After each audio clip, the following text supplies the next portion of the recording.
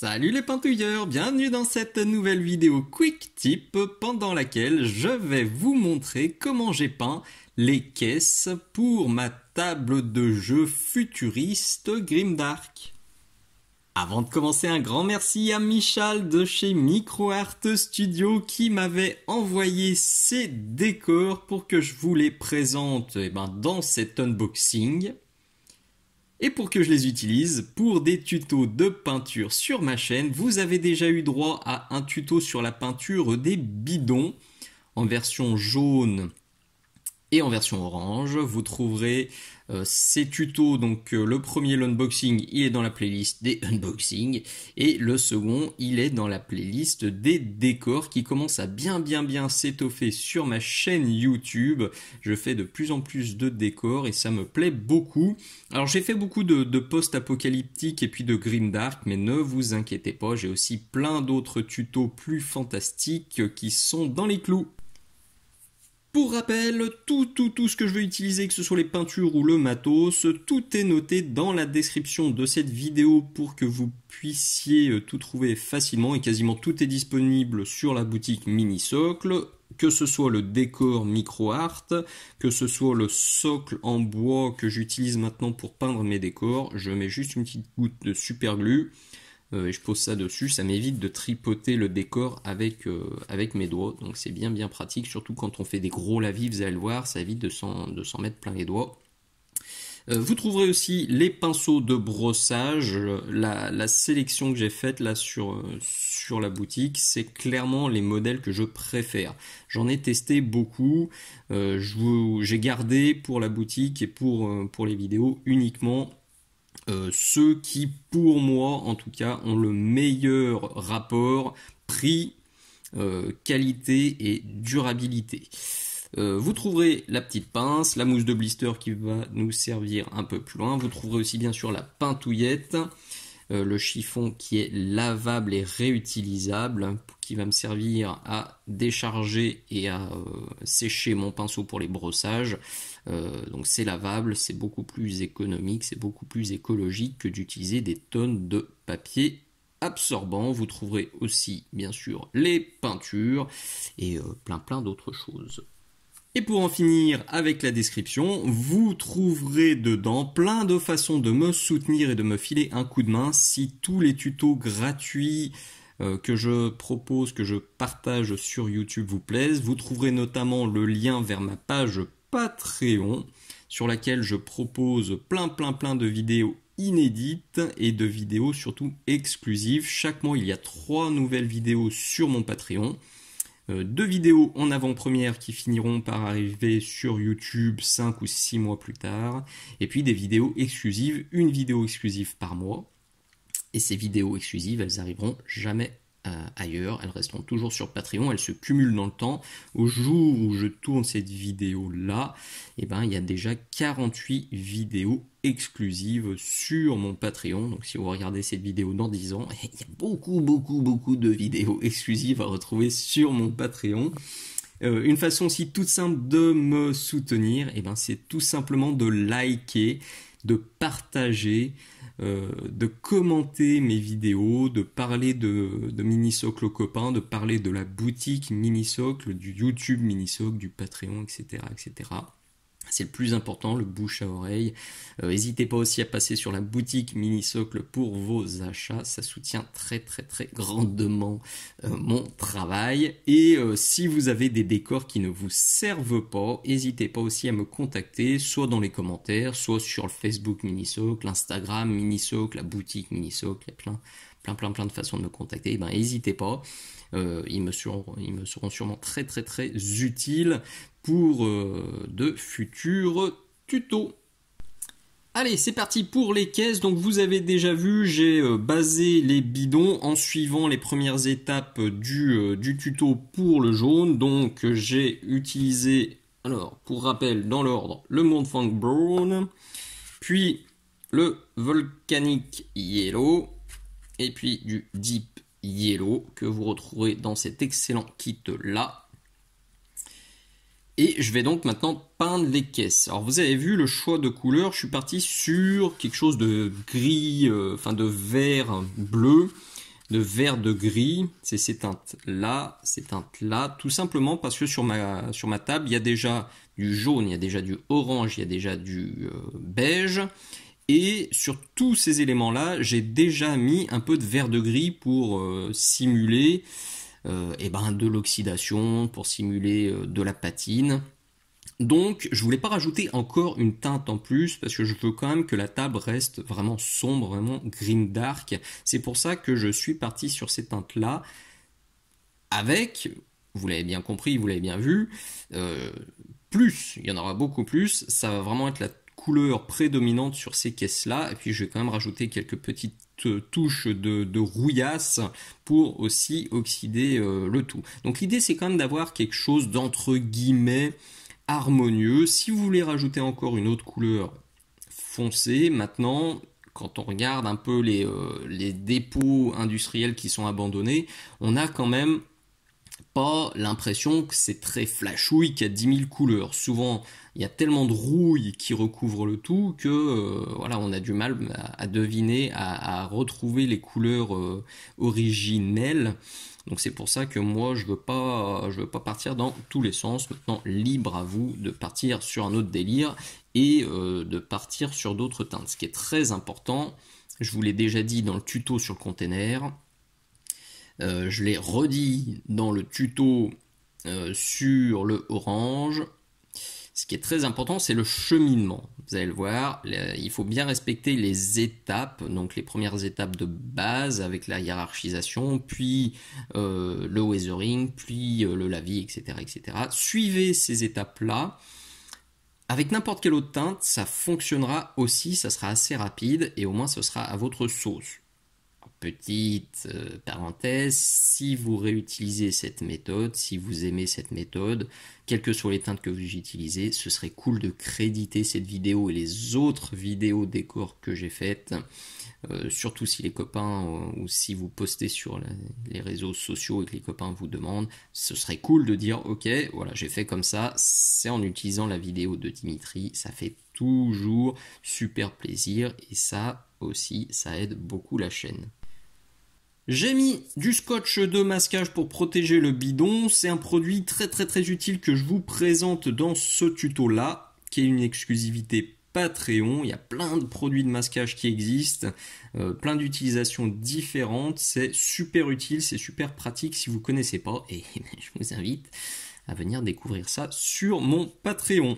Donc, je vais baser les deux caisses avec deux couleurs différentes. Pour le haut ou le bas, non, pour le bas ce sera celle-ci, pour le haut ce sera celle-là. Pourquoi des couleurs différentes? Tout simplement parce que là, c'est mon tuto test. Sûrement, je me doute que sur le reste de la table et sur les 20 autres caisses que je dois faire, j'utiliserai une seule des deux couleurs, celle que je préfère. Mais plutôt que d'avoir fait les tests en amont et de vous présenter une seule recette, je me suis dit que ce serait plus intéressant et plus sympathique de faire le tournage pendant la phase de test, comme ça, et au final, vous aussi, vous aurez deux recettes, deux rendus, et vous pourrez sélectionner votre préféré. Comme pour le jaune, je vais baser ça en tentant de faire une sorte de hiérarchisation de la lumière. L'idée, c'est quand même d'avoir une sorte de lumière zénitale, vous le voyez là, c'est plus clair en haut qu'en bas.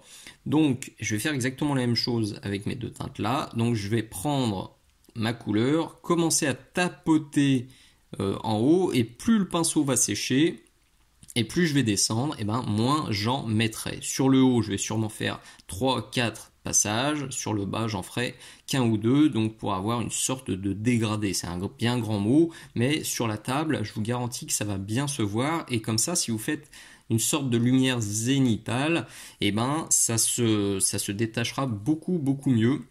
Et ça fera plus abouti, plus fini.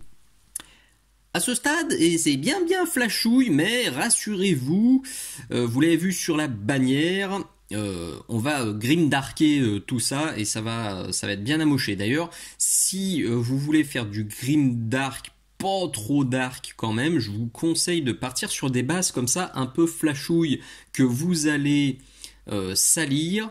C'est plus facile de salir un truc propre que de rendre propre un truc sale. Je sais pas si c'est très clair, mais vaut mieux partir sur un truc très saturé et le cradouiller comme on va le faire, plutôt que l'inverse. En tout cas, personnellement, je trouve ça plus simple.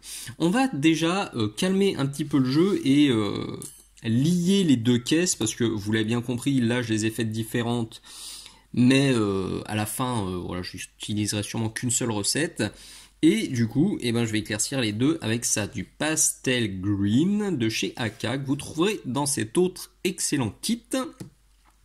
Disponible bien sûr sur la boutique Mini Socle. Alors là-haut, on avait le bleu-vert et là en bas, on avait le blue-green. Vous voyez ce que je vous disais, hein, j'ai tapoté. Alors là, j'ai beaucoup tapoté de manière à avoir quelque chose d'opaque. Là, j'ai moins tapoté, on voit le noir qui apparaît. Et là, j'ai encore moins tapoté, donc on voit le noir qui apparaît beaucoup plus. Et on a cette sorte de dégradé qu'on voit là, qui permet d'avoir quelque chose de sympa. Donc, je prends celui-là et je vais faire la même chose. Donc, je vais tapoter plus vers le haut et moins vers le bas, de manière à avoir quelque chose qui me convient.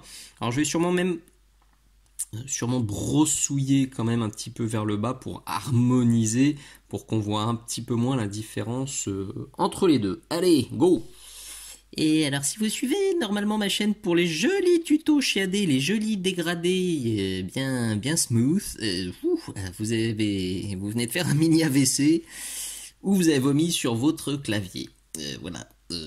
C'est mieux, déjà, c'est moins flashouille, mais vous, flippez pas, vraiment, à la fin, ça va être bien. Restez, partez pas tout de suite.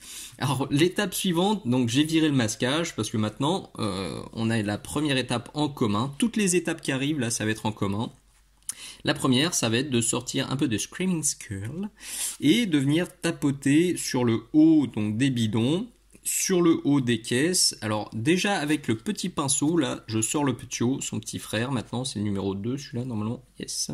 Et puis avec un petit peu de mousse de blister, je vais faire aussi quelques petits impacts plus concentrés sur le haut, toujours dans la même idée. Si on met beaucoup de battle damage, beaucoup de Screaming Skull vers le bas, et ben tout ce qu'on a fait avec notre hiérarchisation de la lumière et notre lumière zénitale, on va le flinguer. Donc je vais surtout en mettre sur le haut, je vais quand même en mettre un peu vers le bas, parce que c'est pas très logique que les caisses soient abîmées qu'en haut et pas en bas, mais ouais, je vais quand même être plus parcimonieux sur le bas. Allez, vous avez le temps d'aller chercher un petit sac vomissoir et on revient.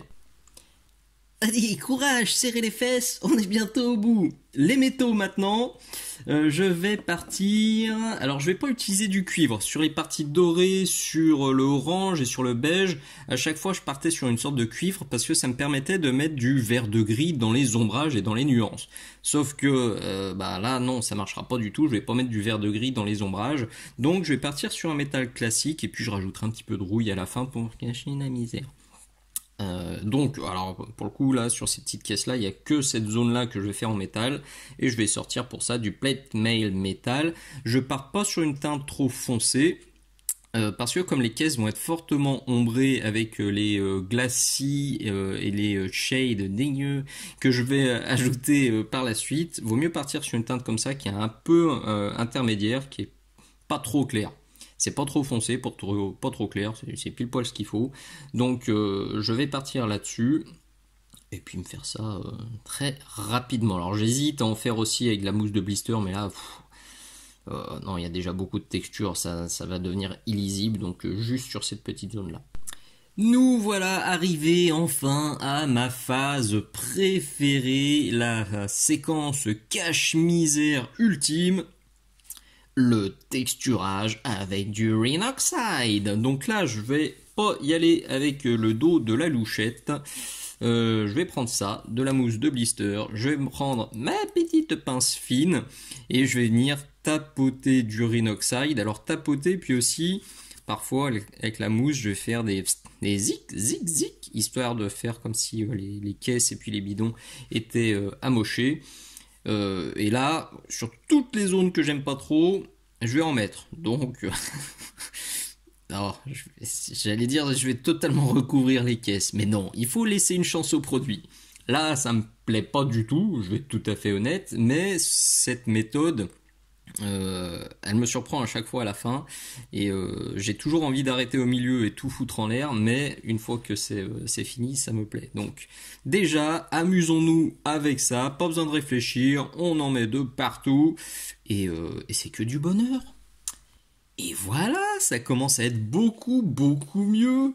Ça fait déjà beaucoup plus grimdark, beaucoup plus réaliste, beaucoup plus amoché, c'est ce que je voulais, et surtout beaucoup plus cohérent. On a moins bim du jaune, bim du vert, bim du bleu, ça commence à être plus fondu. On voit que ces différents décors, ils sont dans le même environnement depuis très longtemps. Et on va encore renforcer ça avec l'étape suivante, qui est là, un bon gros jus global d'Agrax Earthshade que je vais splootcher, vraiment copieux, je vais en mettre de partout et je vais venir en retirer sur le haut des décors pour toujours conserver un semblant de lumière zénitale. Alors je ressors ce pinceau là, c'est un pinceau de brossage, je l'utilise très souvent et puis je l'ai utilisé notamment pour faire les brossages là derrière, mais pour les décors je l'utilise aussi pour mettre les lavis parce qu'il est bien large, il permet de prendre beaucoup de peinture, donc il me convient parfaitement. Bon voilà, une grosse étape de sprouch. C'est à cette étape que mon petit support va être très important pour pas m'en coller plein les doigts. Si vous le souhaitez, vous pouvez parfaitement vous arrêter là. Les caisses, elles sont déjà très chouettes. On a un bel effet. Et si vous arrivez à faire toute une table avec des décors comme ça, franchement, ça va envoyer du steak. Moi, je vais quand même rajouter encore un peu de nuance, un peu de rouille. Vous le voyez, j'ai mis un peu de bleu-vert dans le jaune. Et je vais mettre un peu de jaune orangé dans le vert. Comme ça, ça va encore booster la cohérence et l'ambiance rouillée, oxydée. Donc pour ça, je vais utiliser un peu de Troll Slayer orange et de Doombull Brown. Donc un peu de Doombull Brown dilué. Une fois que c'est sec, un petit peu de Troll Slayer orange moins dilué pour faire des points d'oxydation plus nets. Et cette fois, on sera au bout. Et voilà le résultat final. Je suis parfaitement satisfait du rendu, franchement j'adore. Alors pourtant je pense que vous l'avez senti au tout début, j'étais un peu mitigé, je trouvais ça trop flashouille, je flippais un peu, mais à la fin ça marche nickel. Faut bien retenir qu'il faut pas hésiter à partir beaucoup plus flash et beaucoup plus clair que ce que vous avez en tête, parce que le weathering avec le Rhinox, les grosses prouches d'Agrax Earthshade et l'oxydation vont tellement modifier ce qu'on a au début que voilà, qu'il faut réussir à se projeter. Même moi qui ai déjà fait cette recette sur au moins 20-25 décors, j'ai quand même flippé au départ parce que j'ai eu peur d'être parti trop violent. Et pourtant au final je surkiffe. Et au final d'ailleurs on voit plus trop la différence entre celui qui était plutôt vert et celui qui était plutôt bleu, et je sais même pas lequel je préfère. Bon, je verrai ce que je reproduis sur la table, peut-être les deux finalement.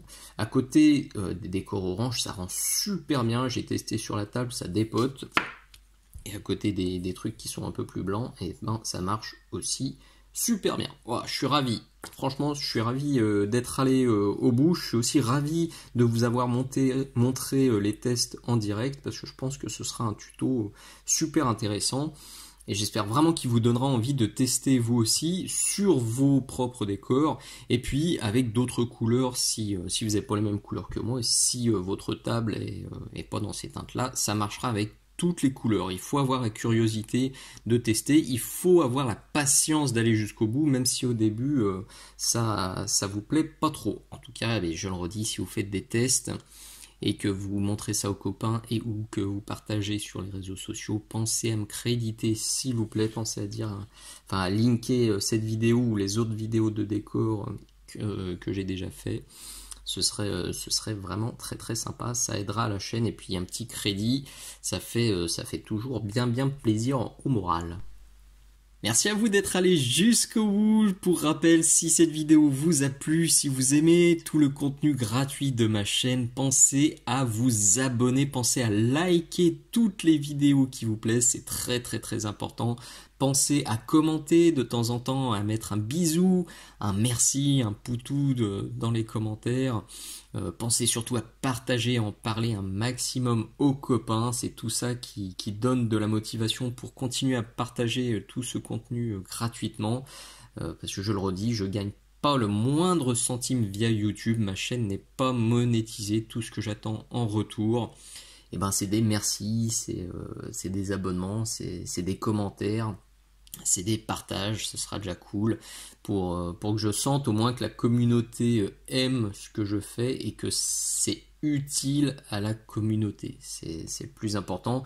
Et la seule façon pour moi de voir ça, eh ben, c'est les commentaires, c'est les likes, c'est les trucs comme ça. C'est un peu pénible d'avoir que cette possibilité-là, mais si vous adorez ma vidéo et que vous le dites pas, que vous likez pas, que vous vous abonnez pas, que vous en parlez pas aux copains, et ben j'en sais rien. Je sais pas que vous aimez mon boulot, et au contraire, quand je vois les vues qui s'accumulent, quand je vois des vidéos qui font 2000, 3000, 4000 vues, et qu'il y a 200 likes, et ben je me dis, ok, il y a 200 personnes qui ont aimé, et il y a 2000, 3000, 4000 personnes qui ont trouvé ça tout poulave.